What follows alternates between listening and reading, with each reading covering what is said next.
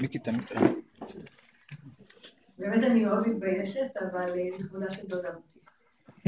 בת אחי מהגולן. כמה הרבה מקופל בשלושת מילים אלה שבהם כינתה אותי דודה רותי בפני כל מי שהכירה. אני שומעת בהם את הכנסת האורחים הנעימה כל כך בבית של דוד יצחק ודודה רותי. הבית בבני ברק היה בשבילנו נקודת עוגן במרכז.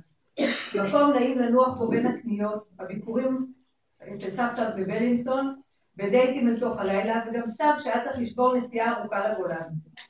הבית היה פתוח תמיד בשבילנו, והרגליים ממש ידעו ללכת מעצמם מתחנת האוטובוס בג'בוטינסקי דרך רחוב השומר אל רחוב ה-327. מגיעים לעיקול, מסתכלים למעלה לעבר המרפסת המפושטת, כמה מדרגות, ומיד מתקבלים בשמחה אצל דודה רותי. אוכלים, שתים, נחים ומתעדכנים.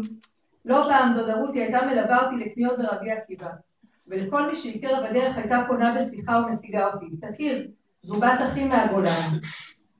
ויש במילים האלו את המשפחתיות, שדודה רותי כל כך הוקירה, את ההתעניינות האמיתית והאכפתיות, את הכרת השורשים וההצטרפויות, את הקשר הישיר, החברי, דיבור פנים אל פנים בגובה העיניים. תמיד הפליא אותי איך היא משתפת אותי אחיינית קטנה במה שהיא עושה, ואיך היא שואלת אותי, מתעניינת וזוכרת.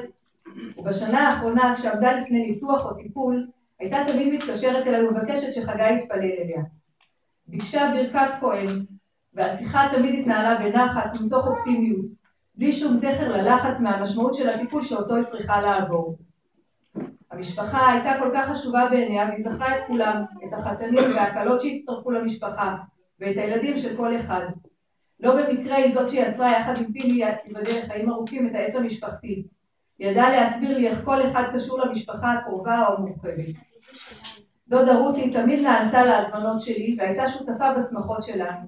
בריתות, בר מצווה, בת מצוות, ובשמחות אהבה לברך אותנו בתמיד בתור זקנת השבט כפי שאהבה לכנות את עצמה. בדברים שלה הייתה קשרת אותנו לשורשים שלנו. זיכרון ילדות נוסף הקשור גם הוא